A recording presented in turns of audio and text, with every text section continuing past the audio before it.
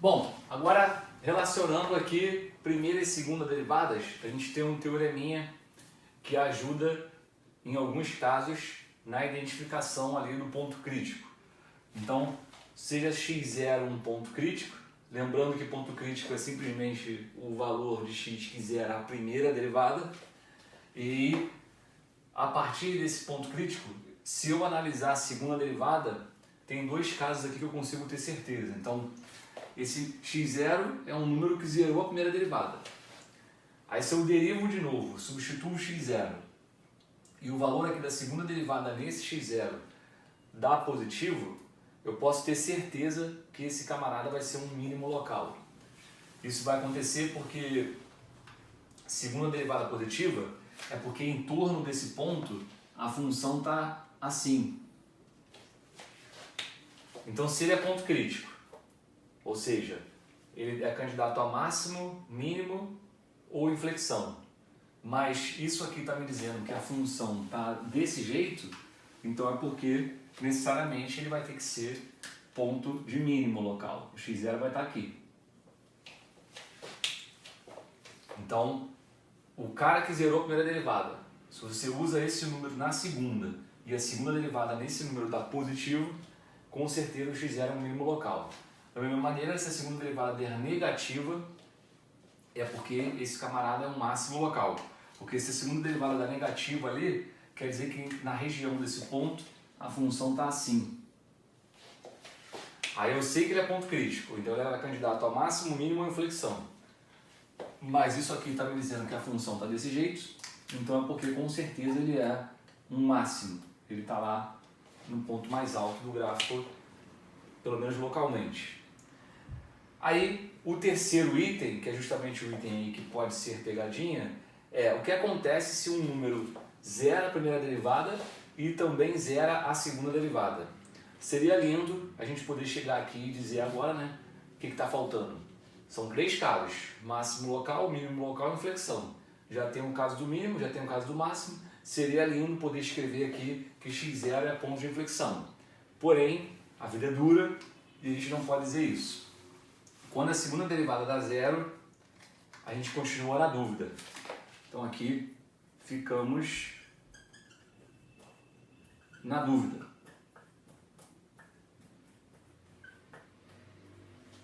Ou, em outras palavras, eu não posso afirmar nada.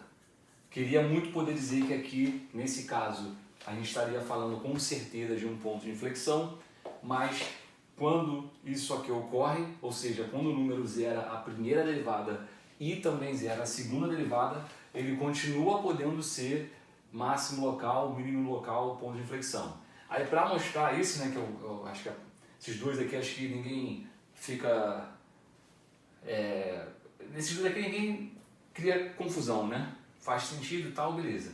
Aqui que é justamente onde gera dúvida, onde você pode querer criar confusão. Então, para esse terceiro caso aqui, eu vou mostrar dois exemplos. Num exemplo a gente vai ver que isso vai acontecer e o cara vai ser mínimo local, e no outro exemplo, isso aqui vai acontecer e ele vai ser ponto de inflexão. E eu poderia também ter um terceiro exemplo mostrando com a situação de máximo. Então a gente vai ver que pode realmente acontecer de tudo. Então vamos ver aqui, ó. Olha essa função, x menos 1 à quarta. Se eu derivar a primeira vez, eu vou ter 4x menos 1 ao cubo. Se eu derivar a segunda vez, vai descer o 3 aqui, vai ficar 12x menos 1 ao quadrado. E aí é fácil ver que x igual a 1 zera os dois, né? X igual a 1, então estou dizendo aqui, f' de 1 e o f duas linhas de 1, ambos são zero. Então repara que está acontecendo isso. F' de 1 é zero, ele é um ponto crítico, e quando eu vou na segunda derivada nele, também dá zero. E repara o seguinte, x igual a 1 não é ponto de inflexão. X igual a 1 é um mínimo da função. Por quê? A função x menos 1 à quarta, essa função aqui, ela parece muito com x menos 1 ao quadrado. X menos 1 ao quadrado é uma parábola. A diferença do x menos 1 à quarta para o x menos 1 ao quadrado é que ela é uma parábola mais achatada aqui perto do 1.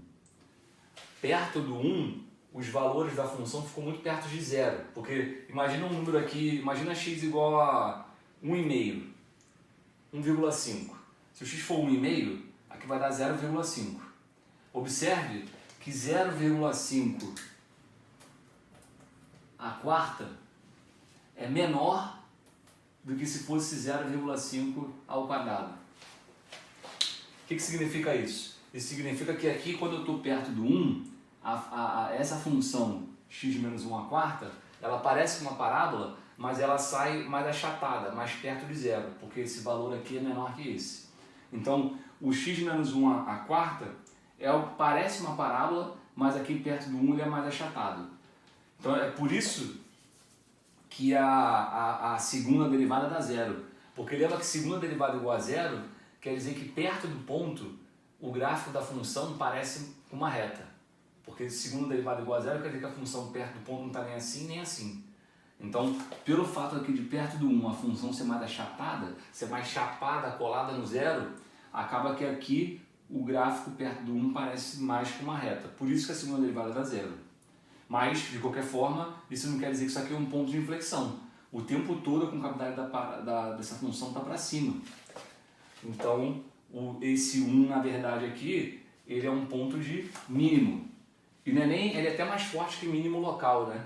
Ele é um mínimo absoluto, inclusive, da função. Não tem nenhum valor da função abaixo desse x aí, né? Nenhum valor de y da função fica abaixo desse que ocorre para x igual a 1, que a função está de 0 para cima. Então, repare que você queria dizer aqui, depois de ter visto aqui o mínimo e o máximo, você queria afirmar que aqui a gente poderia com certeza garantir que nesse caso é ponto de inflexão, já está aí com outro exemplo.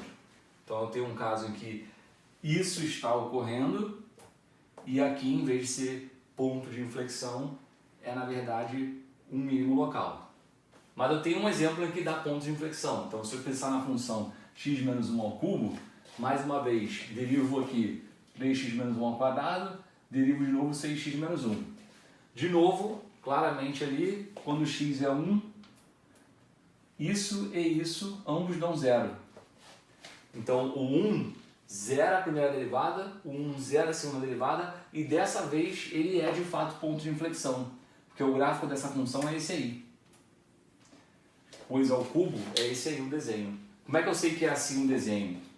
Eu consigo dizer que a função está sempre subindo ali, olhando para a primeira derivada, por exemplo. Olha a primeira derivada, tem alguma coisa ao quadrado. Então isso aqui é maior que zero. Maior ou igual a zero, né? Só dá zero no próprio 1. Isso quer dizer que a função está sempre subindo. E a função está sempre subindo quer dizer que um pouco antes do 1 a função está subindo, um pouco depois do 1 a função está subindo. Que é justamente a característica que tem que acontecer, que é não mudar o sinal da primeira derivada para eu garantir que o cara ali é ponto de inflexão. Então aqui de fato o cara zera a primeira, zera a segunda e é ponto de inflexão. Pô, isso foi legal. Porém tem esse exemplo aqui em que ele zerou a primeira e a segunda derivadas, mas ele é mínimo local. E eu conseguiria um exemplo de máximo local, para ter certeza que aqui a gente fica na dúvida.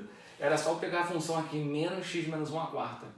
Se eu botar um menos aqui na frente, essa função vai deixar de estar assim e vai ficar assim. Então esse cara vai deixar de ser o ponto mais baixo para passar a ser o ponto mais alto.